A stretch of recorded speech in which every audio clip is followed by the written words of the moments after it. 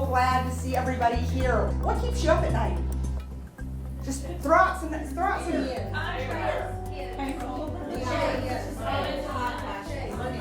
Hot flashes. Where was that one? Yeah. I'm missing it. What else? Well, Jan Goss-Gibson has got a new course coming out, From the Boardroom to the Bedroom, showing up well. You should probably go see her on that one. Okay? Anything else? Okay, so I'm going to tell you what keeps the majority of women up at night. How are they going to take care of their family? How are they going to pay the bills? 50% divorce rate. Do you know that 43% of women after a divorce become bankrupt, go bankrupt, or lose 95% of their financial status? So I'm super glad that that isn't what's keeping this room up at night, but we're going to go there, and we're going to go there today. So, little backstory. Anybody heard of a man by the name of Napoleon Hill? Yes. Okay. So Napoleon Hill is considered the greatest thought leader of all times, and he is the grandfather of the personal development. Napoleon Hill is who everybody else has followed, right? Tony Robbins, I don't care who they are. You know, they've all taken the money mindset, and you've got to, even The Secret. All of us saw The Secret, read the book, right? That was all based on Napoleon Hill's teachings. So Think and Grow Rich was an accumulation of 20 years of him interviewing the great captains of industry in the early 1900s. But who were the captains of industry in the early 1900s? Men. So this book was written about men, for men, by a man, because it was released for the first time in 1937. Now, the teachings are solid, right? Because he is the godfather, the grandfather of personal development. Has anybody ever heard the phrase, there's nothing to fear but fear itself? Right, that's one of many of Napoleon Hill. So when the young generation tells me that they've never heard of Napoleon Hill, and I give them that, and I say, well, there was the origin of it. You now know who Napoleon Hill is. All right, and so I speak a lot about fear, and anybody who knows me knows, especially all over the country. And I've got about 5 keynotes I give, but these organizers and the people that hire me to come speak, they're like, oh no, we want that fear speech. We want the fear speech. And why I ask the question, what keeps you up at night? Because I'm typically talking to men at big conferences, and so you can't ask the boys, what are you afraid of? Because they're like, oh, I'm not afraid of anything. But when you ask them what keeps them up at night, you'd be surprised. So, fast forward. When I sell my dealership a year and a half ago, myself and my very dear friend Renee Bangelsdorf, we write a book, Crushing Mediocrity. And we needed somebody, because we were not proven authors at that point, we needed somebody very big and splashy to write the foreword so that we could try to win the awards. So I approached Sharon Lechter, who is the author, she is the co-founder, former CEO, co-founder, and co-author of the entire Rich Dad, Poor Dad dynasty, empire. Anybody ever heard of that? 30 million books and $100 million in sales. Talk about fear, asking somebody like that, who I'd only met one time, will you write the foreword to my book? And she said, my dear, if I like the book, I'll write the foreword to it. Well, fast forward a year and a half later, she and I are business partners, and she's one of my very dearest friends, and I hold her in the highest esteem. 10 years ago, she sold her interest in the Rich Dad empire back to Mr. Kiyosaki. They owned 50-50. And she says, sometimes doors have to close, because she was terrified when she did it. And boy, I knew that story very well when I walked away and sold a very high-profile career a year and a half ago. But see, I knew there was other stuff I needed to go do. But sometimes it's super, super hard to walk away from that stability and that high-profile career. And that was kind of mine and Sharon's bond when I met her. And I said, and after I heard her speak, I approached her, and it was a year ago in January. LB was there, and Sherry was there. And I approached her, and I was in tears when I heard her speak, and I said, because she was telling the Kiyosaki story, and I said, oh my God, I've got the same story going on. And, but everything that you said to me today made me make my decision. And she's like, great, there's a bunch of other people in line, we need to hurry up and, move it through. Yeah. And so, anyways, through a lot of stalking and whatever, a wonderful friendship was made, and then a wonderful business partner. So, after she sold Rich Dad, Poor Dad back to Kiyosaki, President Bush put her on the Council for Literacy, Financial Literacy. So she's been named as the top financial literacy expert in the world, and she's a CPA, but her whole life has been dedicated to financial literacy. Then the Napoleon Hill Foundation approached her because, they wanted to keep Napoleon Hill relevant in today's world because so many of the millennials are like, who's Napoleon Hill? Like, they don't know. I mean, they don't even read anymore, right? And then I just found out the other day, my 4.5-year-old grandson, who I'm beyond obsessed with, and you who follow me on Facebook, you know that, my daughter was a former teacher, and she said, Mom, do you know that they don't teach cursive in school anymore? What? Like, how do you write if you don't write in cursive? She goes, Mom, they don't write anymore. I'm like, oh my God. So no wonder they don't know who Napoleon Hill is. So it makes me feel better. So the Napoleon Hill Foundation approached Sharon in 2014. Again, remember when I tell you sometimes a door has to close for another one to open? That door had to close at Rich Dad for her to get the opportunity to now bring the second largest personal development brand to life. And so the Napoleon Hill Foundation, you would say it was the first, but because it was dormant for a while, Rich Dad still has excessive sales, but this is the number 2, and so Miss Sharon Lechter was behind every bit of that. She's beyond amazing. So what took Napoleon Hill 20 years to write, it took Sharon Lechter 1 year, with the same 200 women, everyone from Tory Burch, Mary Barra, Caroline Kennedy, Condoleezza Rice, you name it. She interviewed them for this book. And she used the basic premise of Hill's original book. But remember, women come at things with a different lens, right? We approach things differently, we see things differently. And that's why this book, the original book, did resonate with women, but this book is a New York Times bestseller. And it is because she came at it from a woman's lens, a woman's perspective, from women leaders, and this book is for women and about women. So I approached Sharon, 6-8 months ago, Jan? I was at her home in Scottsdale, and I approached her, and literally, y'all, she's got a room, well, it's bigger than this one. Jan has seen it firsthand.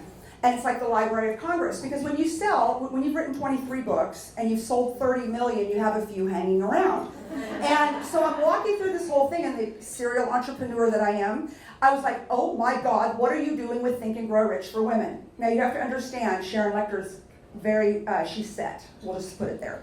And so she said, well, nothing, my dear. The books are selling like crazy. And I said, well, we need to take it and we need to turn it into a business. We, right? We, me and her.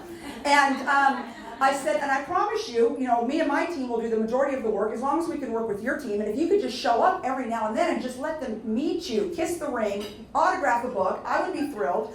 And, she said, well, let me get back with you. Then that night we proceeded to drink a lot at her house. She hates it when I tell this story. And the next morning she woke up and was like, oh. And she was like, my dear, I've made a decision. We're going to do this. So we did. And I was super glad that she felt better than I did in the morning, I can tell you that. So Think and Grow Rich global summits were born. And then I thought, well, it can't just be about Sharon Lechter and Lisa Copeland. We need to find amazing women out there with stories to tell or that would want to contribute just like they did in the book. You see, because there's a lot of people out there that can add a lot of value to our global summits. And so we have been on a mission to find those people also, very renowned authors, celebrity. I mean, it's unbelievable when Sharon Lechter makes a phone call. People answer the phone and to contribute content. So I'm going to kind of go through with you today. Of course, there's 13 principles, and we don't have time to go through them today. But let me see if I can work this thing first, because I'm never good at this. Okay, so why don't we talk about Warren Buffett? I've already told you why women, right? But why don't we talk about what Warren Buffett says? The key to America's future success lies in helping women achieve as much as their male counterparts. Now that just makes me want to, do business with Berkshire Hathaway all the way. He owns a jewelry store. Do you guys know that? In fact, the one it's here in the domain. He owns car dealerships now. I've actually done some consulting for them in the automotive industry, and I'll tell you, they're a really good organization. But he's just one of those guys that gets it. That's probably why God made him a billionaire, because he's absolutely. So we've talked about the fact why women, and people have said to me before. In fact, Sharon Lechter's husband said to me, Lisa, we've written 23 books. We've got things like Outwitting the Devil, which Sharon brought out of the vault from Napoleon Hill 75 years later because it's so disruptive and it's so cool. But he goes, can you not do something where we can serve men and women? And I said, well, why is that, Michael? And he said, because we can make twice the money, the audience is twice as big. And I said, no, that isn't my passion. To know me is to know, even in the automotive industry, I was the only woman that sat on the board of Chrysler. It was me and 18 guys for 4 years. And I bumped heads with them a lot. Because I'm like, what about the naked Fiat girl sells cars? All it does is keep the weird guy up at night at 2 o'clock, and they're like, it's gotten 4 million YouTube hits. I'm like, I've sold 4 of them. So let's talk about the 4 million YouTube hits on the Naked Katarina with the scorpion. And 4 million people are watching it, but 4 people bought the car that month from the #1 store in the country. Boys, it's an epic failure. You guys just like to go on location and film these commercials. But this doesn't sell cars. And so this final swan song, I was on the marketing committee on the National Dealer Council, and I got to help with the launch of the Pacifica van. And I was super excited about that because I got to work on the design team also. In fact, my very dear friend is the head of design. I've got him keynoting at the Women in Automotive concert in July in Orlando because I said, we need to build this van for women. It's got to have a bigger cup. It's got to be able to hold that Yeti cup. It's got, I've got to be able to get to my purse if, God forbid, I'm going to drive a minivan, which I wouldn't. But there's a lot of women that need to. They've got to be able to get to their purse. They've got to be able to get to their child. They've got to, and so we, it was truly the van that women built and designed, and FCA took that advice. They put an entire female design team on it, a female marketing team, and now it's going to be the #1 selling van of all time, because why in the world do they have men designing something when women consumers, when 85% of all buying decisions are women, and there's no women in the room to talk about it? So when I left, they replaced me with a man, so there you have it. All right, so I think we all know these stats because I want to get to the good stuff. But the women economy, okay, we hold 60% of personal wealth in the U.S. We make 85% of consumer decisions. I'm going to say that number is probably higher. And we're going to inherit $30 trillion over the next 40 years. Well, these numbers are not that impressive, and I'm going to tell you why. A lot of the old guys are starting to die off, and they all had younger wives, probably second or third ones. And so one of the reasons is that we're going to see all of this personal wealth is because the old guys are going to die and she's going to inherit it. Okay? That's great. She'll buy more stuff, but she's not earning it. We're not earning it at the same rate as men, and I'm going to tell you this. So, I'm not going to, bottom line is, we earn 77% on average as men do. We all know about that, right? But not in all verticals. Because if you look, Oprah Winfrey did a study about 2 years ago, and it was published by my good friend Marie Wilson from the White House Project. And when you looked at what women did for a living, okay, a lot of them worked in the in social and in nonprofits. 100% CEOs, and they made no money, right? Okay, yay. So that skewed the numbers all the way up into all the other verticals. So what we did was we actually took out that vertical, and we took what corporate insurance, retail, and things like that pay, and it really is 77 cents. Why? I'm going to tell you why. You guys might throw salad at me. We don't ask. We don't ask. I mean, I would have never made less than my male counterparts in the automotive industry. If anything, I thought I needed to make more because I worked harder. And so, but I'll tell you, there were times I had to go to battle on that because they just assumed, well, she'll accept that. No, I won't. Not if he's making that. But so many women, remember, 50% are divorced. They're trying to maintain a household. They don't want to ruffle feathers. Okay, ladies, we're going to teach you how to ruffle feathers. Yeah. You're worth every dime that the boys are. But at the end of the day, if you don't ask, you don't get. And corporate America knows that. Bad behavior. The glass ceiling. Only 25 women CEOs in the Fortune 5. So 5.2%. The other 95 are men. I just thought we all start our own companies. Okay, but here's the positive. There were only 2 in 2000. So we're moving up. Women on boards. Well, we only hold, and I'm talking major and paid board positions. We only hold 16.5%. Now think of all the board of directors of all the companies that produce products that we are 85% of the buying decision. But we're not worthy to sit on the board. We shouldn't be there to help engineer and see what direction that company should go. Why? We don't ask. So this is my favorite. How many of you believe you have work-life balance? I've got a hole in my lip. You do? Okay, good. Okay, it's a big fat lie. People ask us, they've asked me for years, how do you do it all? I don't. This week I'm really good at this, and this week I'm really good at that. My kids are mad this week, my husband's mad that week. I'm making this one happy, whatever. So what we talk about at the Think and Grow Rich for Women Summits is work-life balance is a big fat lie. What we have got to strive for is one big life, okay? Our big life. Our work and our business go together. It's part of our big life. That's what you've got to learn to get your hands around, is your big life. You will make yourself crazy. You will keep yourself up at night worrying about balancing work and business.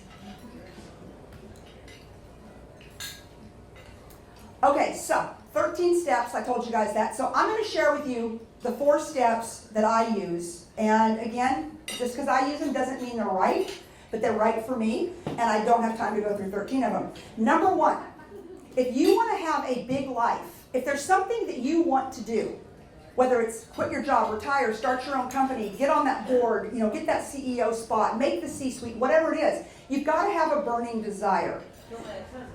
Woo! But you're not allowed to say that stuff in person and out loud. Was that Cynthia or LB? Oh. No, okay, good. I was like, I thought we liked your husband. Okay. Anyways, you have to have a burning desire. Because if you don't have a burning desire that doesn't get you out of bed, what is it that you really want to do? Because then everything else I'm going to talk to you about doesn't matter. I just finished a book, and I made Jan read it, by a good friend of mine, Grant Cardone. Now, I'm going to tell you guys about this guy. First of all, you would hate him. He rides around in his own jet, 10X, he's cool, you're not, whatever. And I say friend, it's only because we're on the same speaking circuit in the automotive industry. I mean, he's the biggest blowhard you ever want to meet in your life. He is so cool, and you're not. He's only this tall, which is so fun when I stand next to him on stage. I'm like, but then he reminds me, I flew in on my jet and you didn't. So, anyways, but that being said, he wrote a book called Be Obsessed or Be Average. I'm not going to tell you anything else about the book because it doesn't matter, but honest to God, the cover, the title alone is what we talk about at Think and Grow Rich. You have to be obsessed or you're going to be average. And do you know what average is? It's the middle class. Now, I'm going to step on some toes today, and I'm sorry. I'm not going to apologize because there's going to be some people in this room that are going to take this message and you're going to go blow it up big. There's some people in this room who are going to go, I hate her. How dare her absolutely insult the middle class. But see, you're only put on this earth one time. Why not do it big? And have that big life and have that success. Because see, the more success you have, and let's talk about money, the bad word, you need to make money. Wasn't it great to be able to see Parks for All Abilities get a $2,000 check today? I was telling Jan, I'm super proud of that. I mean, Fiat of Austin gave a lot of money to that project because we were making money. So you never ever have to be ashamed of making money, because what we know with women is that women will reinvest what they make in others and in charity. So why shouldn't we make more money so we can do more good? Yeah. Right? So we're not going to use money as a bad word today. But I'm going to tell you guys, be obsessed or be average, and average is the middle class. And who wants to hang in the middle? Because in the middle class, you're one step away from being poor. Just know that. You're one economic downturn away. So, for desire, you've got to set a goal. What is it you want to do? I would love to hear that by the end of this meeting. What is it you want to do? Because if you don't know what you're going to do, then this is a waste of time. You have to set a date. Because see, a goal without a date is just a waste of time, right? Whether it's a date that you're going to lose this much weight, a date you're going to start a company, a date you're going to go ask for that promotion, a date you're going to go ask your boss for a raise, a date you're going to ask your boss for the review, whatever it is, but you've got to set a date. Because how do you have a goal if you don't have an end date? And then you have to make a definite plan, right? What is your plan? Because see, you can have a goal and you can have a date, but if you don't know how you're going to get there, and write a business plan or a plan to yourself, then forget about it. And my big one, and a big thing, when I called Grant after I read the book, and I said, you know what, I hate you, but I loved your book, just want you to know. I said, but I can tell you, I don't think I've been obsessed since 2012. When we went into overdrive to break the world sales record because I wanted to meet the chairman of the board of Chrysler. And month 1 we failed, month 2 we did it. It was fantastic. But see, I had a goal, break the world sales. No, I had a goal was to meet the chairman of the board because I knew it would change my life forever and my career, and it did. I set a date. I said we'll do it within 60 days. I had a definite plan. Yeah, we got to sell a lot of cars. And then you write your statement of desire. So you have to say it out loud. So what I did was I made the bet with the CEO of just the Fiat brand, and then I called Automotive News and I had them write a story about it. Because what I knew that if the press picked it up, and did they ever, if the press would pick it up, it would force us to do it. It was like, it's like I couldn't wake up in the morning and go, you know what, I don't really want to do this. Because I knew there was this one moment in time that I could get to this guy, because nobody got to him. He had never even met a U.S. car dealer. that I could get to this guy. I knew we had the momentum.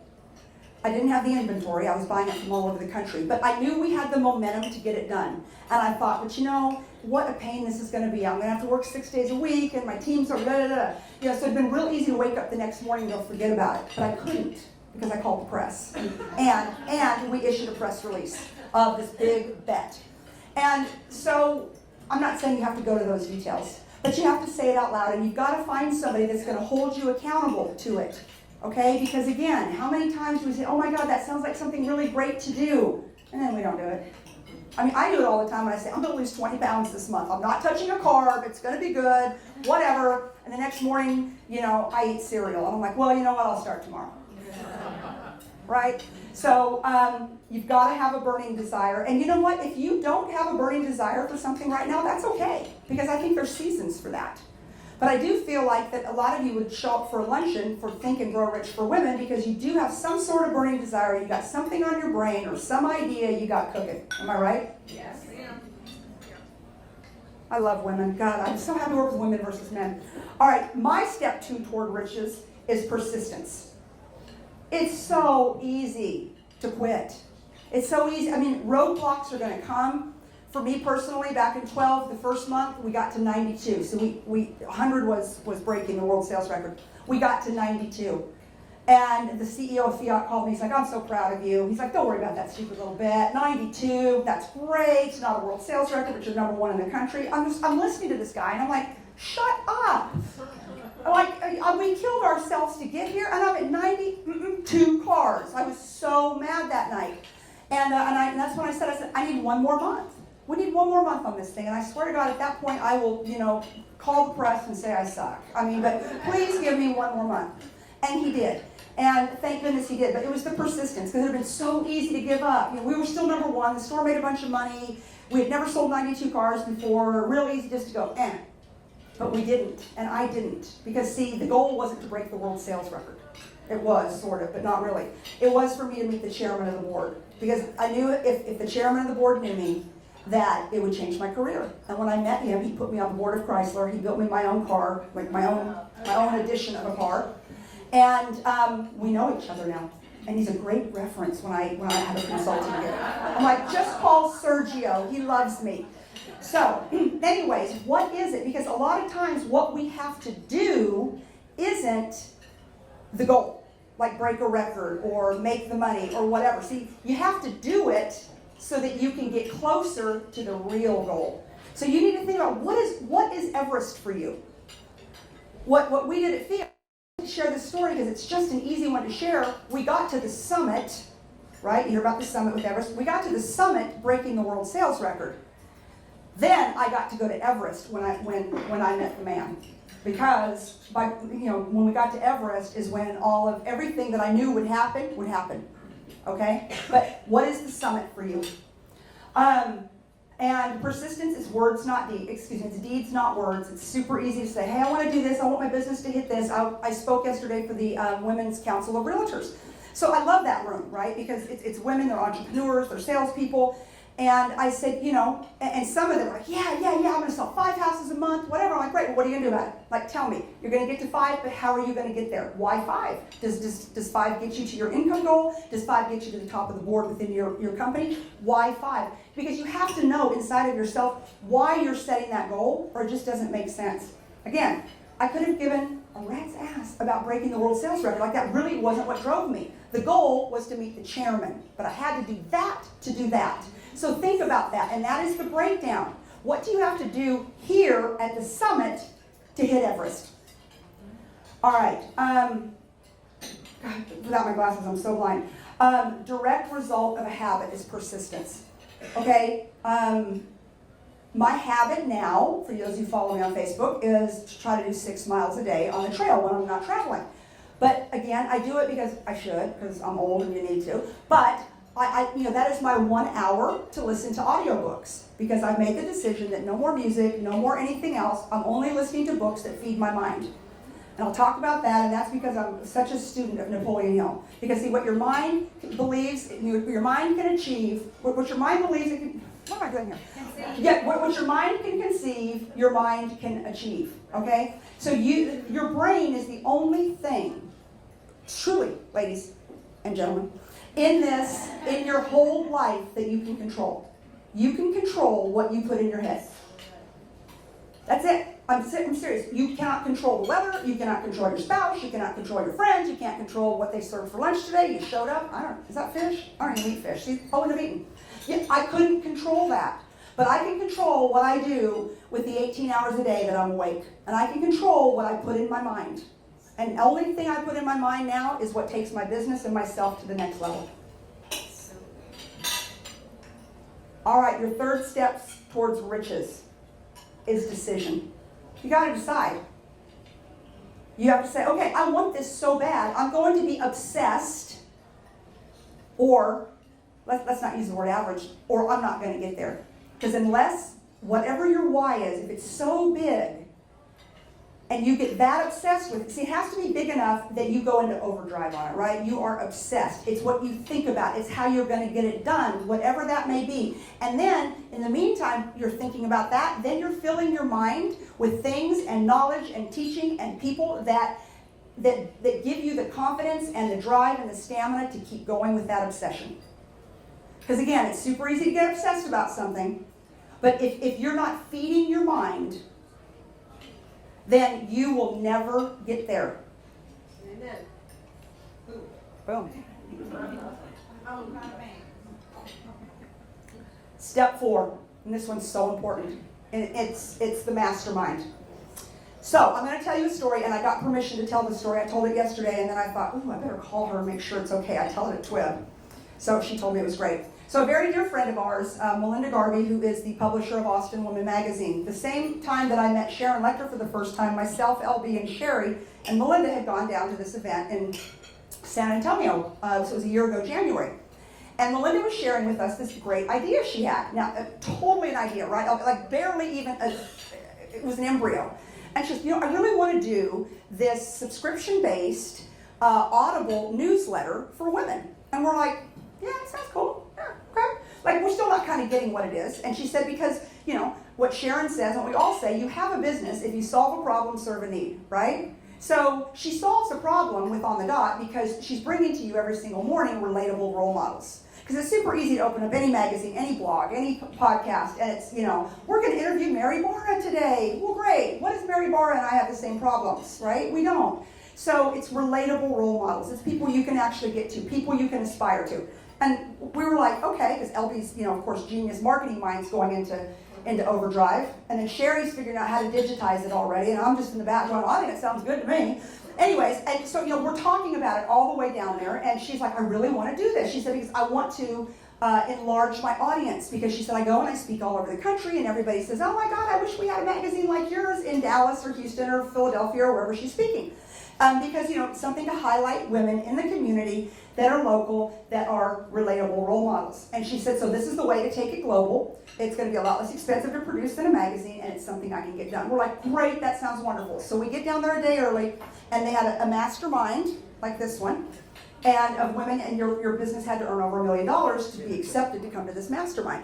And so it was a pretty elite crowd that we were in this mastermind with. And I will tell you, so we had to get up and pitch what our idea was. So Melinda gets up and she pitches On the Dot. Did she even have the name of it yet?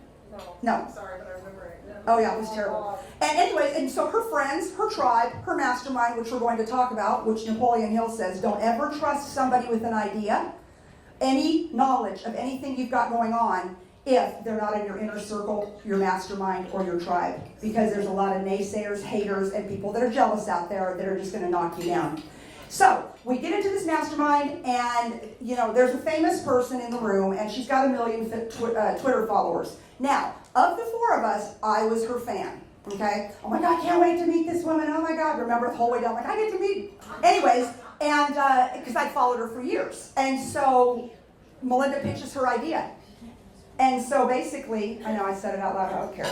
Still don't like her. So anyways, Melinda pitches her idea, and that person, who I told you's got the 1 million Twitter followers, raises her hand at the very end and says, I don't think that's a very good idea. It's not very original. It's not this, it's not that. And I'm just like, And so anyways, Melinda was so excited, but I'll tell you what happened to her. It was like she was this big puffed up balloon. I was giving an example because she just knew she had something cutting edge, and we were all like, yeah, yeah, yeah. And that one naysayer, because she was famous, stuck the pin in it, and our friend went back to the room that night, cried, was upset. I can't even tell you. I mean, we didn't even pull her out, even through the rest of the event, which was 2 or 3 days. So upset for days. We're driving home. I'm laying in the back because we had a party the night before, and I'm like, oh my God, we eat cheeseburgers, and Melinda's crying, and Sherry's trying to take care of everybody. Anyways, it was a complete you-know-what show driving home from San Antonio. But I told Melinda, as I'm laying in the backseat of the car, I'm like, I am defriending her on Facebook, I'm not following her on Twitter anymore, and I'm not a fan, she's stupid. And, yeah, she was. And anyways, I tell you the story to say, Sherry and I were both at an event the other night. In fact, we're both investors in On the Dot now. We just made that decision for an angel investment fund, and she's going to raise she's about got raised $500,000 through Central Texas Angels Network for CTAN for On the Dot. Because see, a lot of really rich entrepreneurs know it's a great idea, and they know it works, and she's already proved out the model, and all these great things have happened. But if she would not have been with her tribe, and I confirmed this with her yesterday when I told this story, if she would have not been with us in the room, sharing a hotel, going, we hate, she's wrong, she's wrong, she's wrong. Melinda said, I agree with you, Lisa. I probably would have just stuck that idea on the shelf, and I would have never moved forward. Because somebody who I perceived as smarter than me, better than me, and has more Twitter followers, shot my idea down. But because my tribe, my mastermind, the people that are connected to me, told me that she's crazy, because see, that tribe or that mastermind is so trusted that if it was not a good idea, we would have told her that too. Because she's had a few doozies, right, that weren't so good. But we really loved this idea. And she said, Lisa, I want you to share it with the room, because I agree with that. She said, I hope an entrepreneur is sitting in the room, or somebody who's had a great idea, and maybe they shared it to somebody in the universe, and that somebody in the universe shot it down. Now, be very careful who your tribe is, okay? Because I'll tell you, my mother, the worst. Oh, we're not live again, are we? No. Okay. All right. Because my mother stalks me and Sherry Matthews on Facebook. Anyways, the worst. So when I was going to buy the Fiat store, she's like, oh my God, fix it again, Tony. You're investing how much money? You're going to lose all your money. It's a bomb. Whatever. 7 years later, I'm selling the store. What do you mean you're selling the store? You did everything. I'm just like, oh my God. Okay, so your mastermind is not your family, your spouse, your children, or your mother. I'm going to tell you guys that right now, okay? It is like-minded individuals who have the same goal to succeed. It is your board of directors, okay? And some people have official masterminds that you pay to be in every single month, and some people have your unofficial, like me, LB, Sherry, and Melinda Garvey. And we're really brutally honest with each other, right? But it's always for the good, and you know that. So Napoleon Hill says in the mastermind, and I'm going to tell you in business, when you have a great idea and you're all excited about it, just don't go tell everybody. For one reason they're going to knock you off, or somebody will someday, but more importantly, the naysayers, the haters, the people that are jealous, the people that don't get it, the people that don't root for you. I wrote a whole chapter in my book about people who don't root for people. Like, I hate you. I don't even like people like that. But 85% of the universe is those people. So be very guarded with your thoughts and your ideas. And you only share them within a trusted mastermind, tribe, or group of people. Because some of the greatest ideas, I really believe, and let me tell you something as women. I have a new course called Those Are Not My People, Crushing Approval Addiction. Yeah, well, I haven't finished it yet. I did a plug for Jan. I thought I did a plug for me too, but I really do have that. Anyways, but women are the worst. I want you to like me. I want you to like my idea. Can we not be friends? What do you mean you didn't invite me? We're the worst, okay? You got to get over it. Because women by nature aren't like that. And as women, we feel it. I mean, you tell some of the guys that I know that are very successful, I don't like you. I don't care. I'm rich and I have a jet. Who cares? Right? And they really believe that.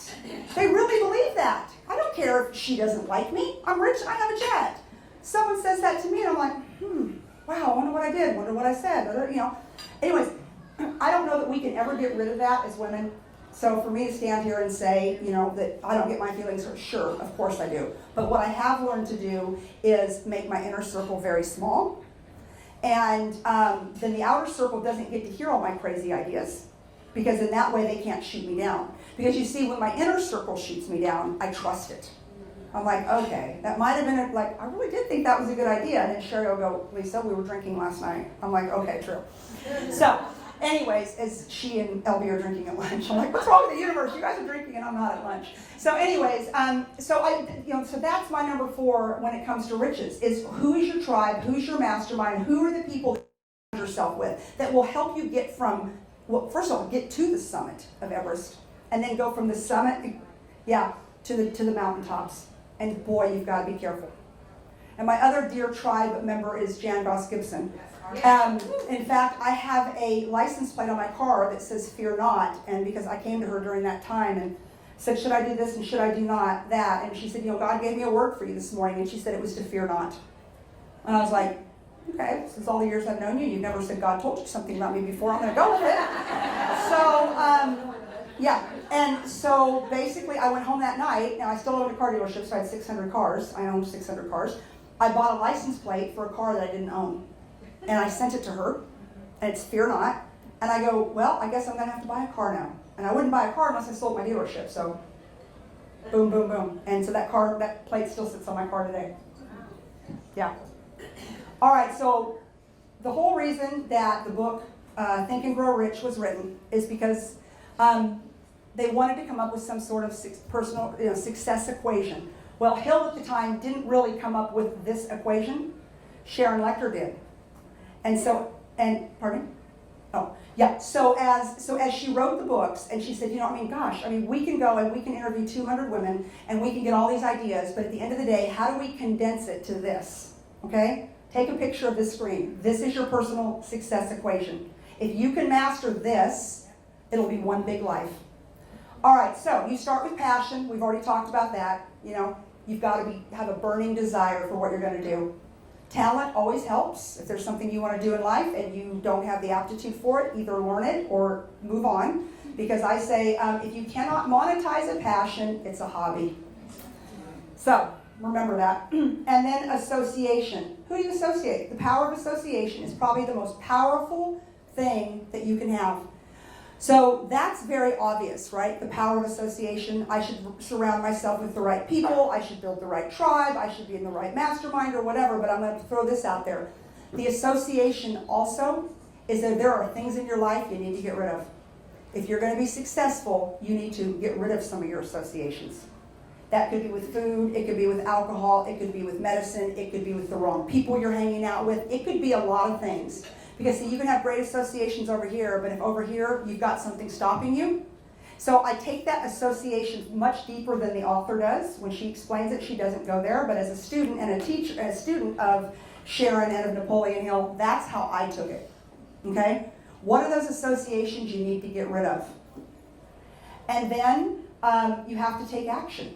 So you can have talent. So let's just say you have a burning desire. Hey, you have the aptitude to get it done. You're associating with the right people, the right things.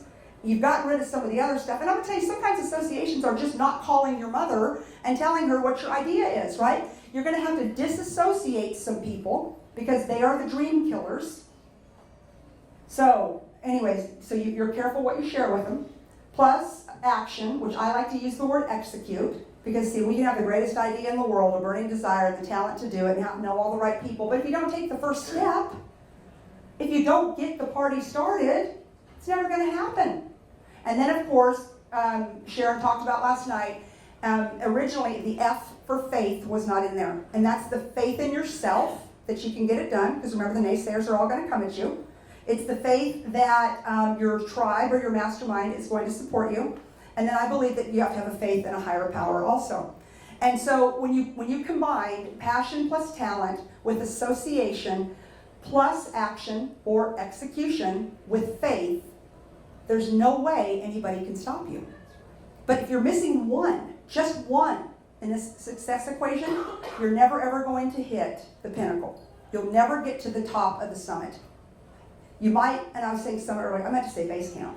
You might get to base camp, but do you know how many people die just trying to get to base camp? I used to do this whole thing on Everest when I used to go speak. And anyways, so something like 4% of people that try to go to base camp, they die trying to get to base camp. And then from base camp to Everest to the summit, that's a whole nother thing. So it is almost as important the people that can just get to base camp. That's almost as much of a resume builder. All right, and so the last chapter of the Rich Think and Grow Rich is that there are 6 ghosts of fear, and most of these we can't control. Okay, so these are the things that we can't. I believe we can control poverty, but criticism, ill health, loss of someone we love, old age, and death. See, those are the things that we know are always going to be in the back of our mind, and it's almost like He'll gives you permission, but everything else is false evidence appearing real. How many people would not even want to stand up in front of this room and have to talk to all these? Yeah, right, okay? I used to be that way. That's a true story. 10 years ago. And then I started working on a political campaign, and a very high profile one, and I had to go, and she was doing the big stuff. I had to go and do like the Rotary clubs. So I hired a speaking coach, and a career was born. So, but these are the things that unfortunately we're going to have to deal with in life. But the rest of it is head trash.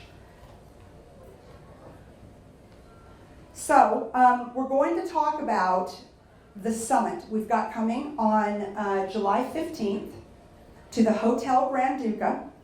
And we've got some amazing speakers lined up. Sharon Lecter's coming, and of course she is the keynote speaker. But it's a summit, and it's an experiential summit. And Jan Goss-Gibson is the first person I went to, and I said, oh my God, I don't do summits or events. I just go speak at them.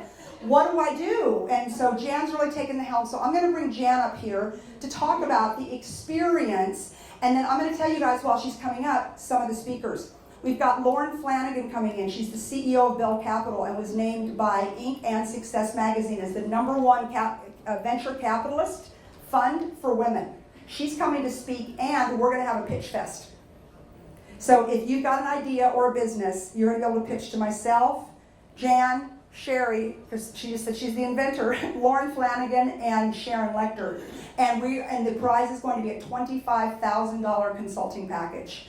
So you have to know that Sharon and Lauren Flanagan are about $3,000 an hour to even be able to speak to. So it's going to be a really big, and also a big Rolodex of all of ours are going to be opened. So that's part of it. But I'm going to let Jan tell you about the actual experience. So, great. To Jan. All right. Thank you. Give Lisa a hand clap.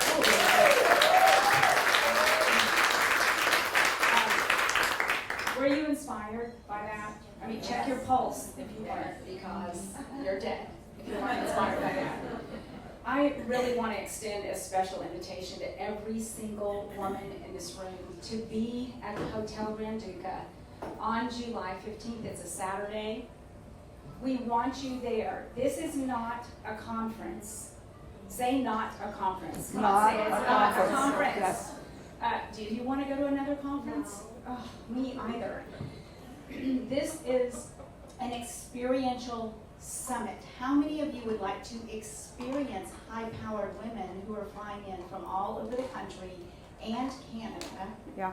And actually get to know each other, experience each other, ask the questions that you've been afraid to ask. Did this bring out anything in you today that kind of stirred you up and said, I'm ready to go to that next level. Dang it, I'm tired of just having a cute website. I want to really have an amazing business. Anybody? Yes. Woo. You have to invest in you. And I know you've heard that, but how many of you in here have children? Hey, what if you knew, how many of you have a little person that you love? How about that? Any little people that you love in your life? What if you knew that you could change their life forever and it would only cost you $497? Would you figure it out? I mean, you'd be on Craigslist tonight, like selling stuff in your house, figuring it out. So do not let money be an excuse for you to not come and be with the women and to experience this next month. You can figure it out. I know what happens. I know you. I watch your brain. I can see right through you, right? So as soon as price comes up, you're like, oh my God, I can't, oh no, I can't do that. Don't let that happen. That's what's stopping you from going to the next level. We've got to learn to be fiscally responsible to ourselves as women. It shifted my life forever when I wrote a check to invest in me for the first time in my life 15 years ago. Changed my life. And I want you to do that for yourself. Come be together. Have you been to the Hotel Grand Duca? Who's been there? It is exquisite. And we have the whole hotel. We have, and all it's, the rooms. Oh yeah. It's sitting high on a hill right here in Austin. You don't have to fly. You don't have to get plane tickets. You don't have to do all that. Come treat yourself. We only have a limited space for women, and I want you there. It's time. It's time for us as women to step into our power. Go see Wonder Woman, for goodness sake. It's time for us to step into our power, and no one can do it for you. If I could, I would do it for you. That's my downfall in life. It's my Achilles heel. You know what? I can't. You have to do this for yourself. So come experience powerful women. They're running multi-million-dollar companies. They've done what you haven't done yet.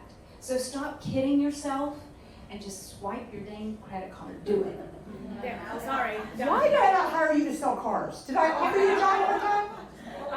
Allie, will you go ahead and change it out? We'll put the link Yes. so that you can. So Wait, did everybody? I get to walk. Yeah, let me just show you guys real quick. So if you want to get a copy of today's presentation and the free fear course, you want to get your phone out and to 444, or take a picture. Take a picture of that. Let's do it now. Okay, so to 444-999, you text in that number, and you text in crush it. It has to be all capital letters and together. You will get a copy. Or cruise ship. Well, I know. Oh, I know. You should have seen it when we tried to get a website. Renee's like, that is not going to work. No. Anyways, so yes, so we want to stay in touch with you that way. And plus, I've got a fear course. Some of you may have already taken it, but it's an online course and it's great, and it'll help you crush your fear. So get that one written down. Thank you. I think you've been in every time. So, anyways, I was going to say, so I get to see all the registrations that come in. Sharon and I did a webinar last night. We had 170 people on it in Boston, California, New York. It was crazy, Florida. And we only have 200 seats. And if any of you know me, I go to Grand Duca and I go, can we not get a bigger room? And they go, no, you got the biggest room. I'm like, oh my God, Jan, we need to move the summit. She's like, no, it's experiential. It's only 200 people. So we're at 200. That's really going to be the number. That's So, the link right yes. there, and that's when we know it's TWIP Yep. registration. And so I'm going to throw something out for TWIP. I was going to tell you this too. I mean, we have Dr. Sharon Melnick coming in to speak, and she has spoken in 50 of 100 of the Fortune 100 companies. She's a PhD from Harvard, and she teaches on conflict and how to resolve conflict, and she's written 6 books on it. Flanagan, who I just told you about with Bell Capital, myself, Jan Goss-Gibson, LB's going to speak, the head of the Dell Foundation, Megan Carney. I mean, you can go on, and we have other big speakers coming in. We have a possible celebrity speaker coming in. Sharon Lecter's working on. Anyways, but it isn't just speaking. You're going to sit there, right? They're 20-minute TED Talks. We've got the breakouts. The VIPs get to sit with myself or Sharon or any of the other speakers at a table. And so what Sharon has offered for this, so that it's $497 for the event and it's $997 for VIP, but we'll up it only $100 today if you guys do the VIP, and that will be happy hour, private happy hour with Sharon Lecter and all the speakers at Grand Duca. It'll be a private breakfast the next morning, and then the summit, of course, and then you will sit at our tables. So part of what you pay for in life, ladies, is access. I learned that a long time ago. I stayed up for 2 months straight because I wanted access to the chairman of the board. Okay? Sometimes you have to go to unusual lengths to get access to extraordinary people. And if any of you have ever Googled Sharon Lecter, or Dr. Sharon Melnick, Lauren Flanagan, some of these people, like, you know, you have access to Jan. I mean, like, you guys know us, and I get that, but we are bringing in extraordinary leaders, women that have done it. They are no joke. I would recommend to go to do the VIP for the extra $100 and have unusual access. It will change your life. It changed my life to meet Sharon Lecter. Again, I was in a line And I needed her to write the foreword to my book, and she didn't know who the hell I was. I mean, she's famous, I'm not. But I just kept after her. Well, now, she's one of my best friends, and I have crazy access to people. She's like, my dear, do you want to go just meet this person? I'm just like, okay, if I can keep up with you, or whatever. And so it's about having access, and you have to pay for access. True. And I won't apologize for it. This is the Think and Grow Rich Summit for Women. So this is not for everybody. Some people in this room are going, there's no way I want to go do that. Because this really is about personal development. It is about showing you how to build wealth. But with women, it's not just about wealth. It's about significance. You see, and we talk about that in my book, Crushing Mediocrity, and the fact that, Renee and I said, this is our legacy book. The rest of the books we'll write from here on out of business, right? How did we do it? But this is our legacy book.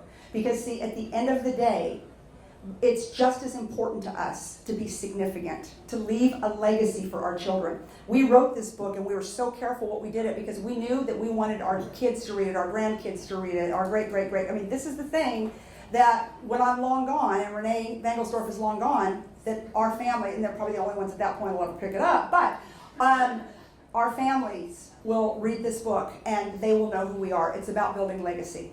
So that is what this summit is about. It's about building legacy. It's about showing you how to get from point A to point B. It's to get you out of a middle class mindset.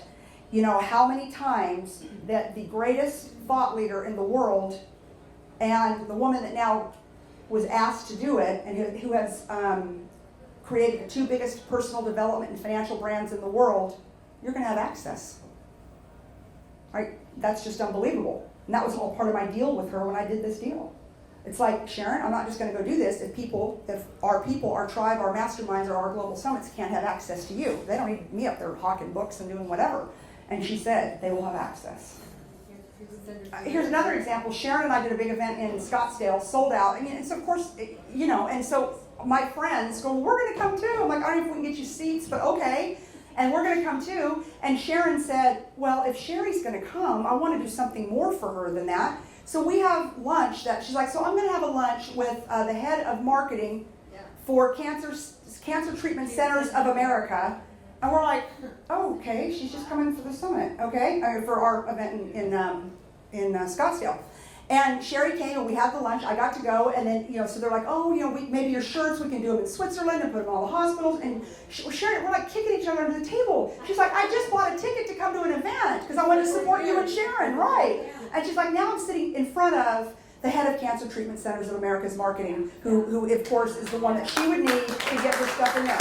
But see, ladies, it comes down to access. It comes down to who you know. Yeah, I'm right behind you. Right, it comes down to who you know. So, are you ready to make the investment? If you are, I'm excited to see you there. If you're not, that's okay. I hope that there will be a day that you do, because I think everybody's in this group, just like I told the board of realtors for women yesterday. How many in this room are entrepreneurs? Oh, okay, really? You've got to be at this summit. You've got to be at this summit. Lauren Flanagan, to know her, oh my God. I mean, she's got her own fund. She's on the board of directors of Springboard. Anybody in this room know who Springboard is? Springboard is the #1 group that funds women entrepreneurs. She's on the board of directors, and then she has her own fund. And she only anyways, I can go on and on and on. And I'm not saying Lauren's going to fund all your businesses, but what our Pitch Fest is going to do, if you apply for it, is that we're going to critique you in a loving way and show you how to put together your package to raise money, and marketing and all kinds of other stuff. So again, we are there to serve you. This is not a big money event for us because if, to get Sharon Lecter to speak, it's $50,000. And of course she's part of this, so she's not, but that's her speaking fee. And she gets it all day long. So to be able to, and that's 1 hour and you're sitting in an auditorium. Okay, to be able to have her the night before, to be able to have her that day, and breakfast with her, and then, all the way until, in fact, she doesn't even fly out until, I think 6 o'clock Sunday. And we're just committed to hang around the hotel and to serve and to serve and to serve, because we know that we're going to build a brand. And I told her, I said, Sharon, my promise to you is that me and my team will build a brand that's bigger than Rich Dad, Poor Dad. So all of that being said, that is what I'm obsessed with now. And so I have close to 140 speaking engagements across the United States. And that's just we just started like booking them, I don't know, a month ago, right? Going out and whatever, because I'm obsessed. is that women have got to get into the mindset to think and grow rich, build wealth and significance. Because, I mean, you can be the richest person. How many of us know somebody who's really rich and they're just a jerk? And it's like, yeah. So let's together build wealth and significance. And I'm so excited to do life with you guys, you know, and to do business and to build wealth and significance.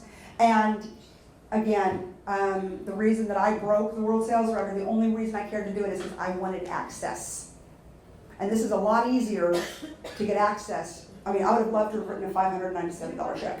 Gotten access and been done. Sharon Lecter will bring you to tears, but in a good way when you hear her story and you hear how she did. Do you know those books that we had them, like when my kids were little, I used to buy them, and then it's like a Disney book, and then you'd hit the voice, like you'd see the picture, and then you'd hit the voice and it would say it inside the book? Yeah. Okay, Sharon invented that. That was her first claim to fame. She invented that, then Rich Dad Poor Dad, then the Napoleon Hill Foundation, and then, you know, she wrote Donald Trump's autobiography way before he ran for president.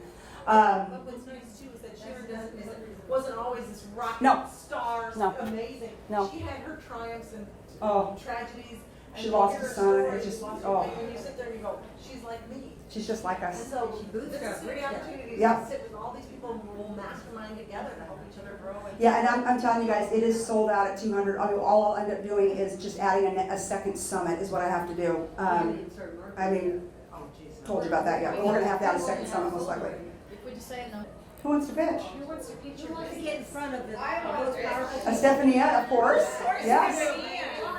I think Miss Sutherland is going to pitch her foundation. And what's crazy is that Lauren Flanagan owns a foundation too, so she'll have a lot of really good insights for you. Who else? Who's going to pitch? Yes? You're going to pitch. Okay, good. Good. Who else? All you fabulous people? So does it have to be a foundation? Just No, an idea? no, it's a business. No, it's an idea. It's a business.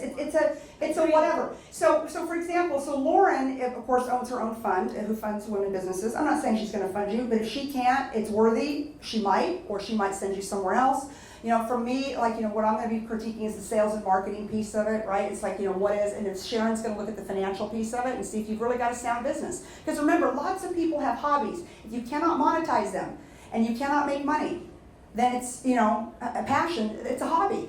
And one of Sharon's master mentees, I love what she says, Camelita, she says, if it doesn't make money, it doesn't make sense. And it's true, right? And Camelita speaks all over the world. She's fantastic. She's from Barbados. It's bigger than life, African-American one. We love her. And she puts on summits all over the world. And Sharon goes and speaks at a lot of them. But that's her burning thing. If it doesn't make money, it doesn't make sense.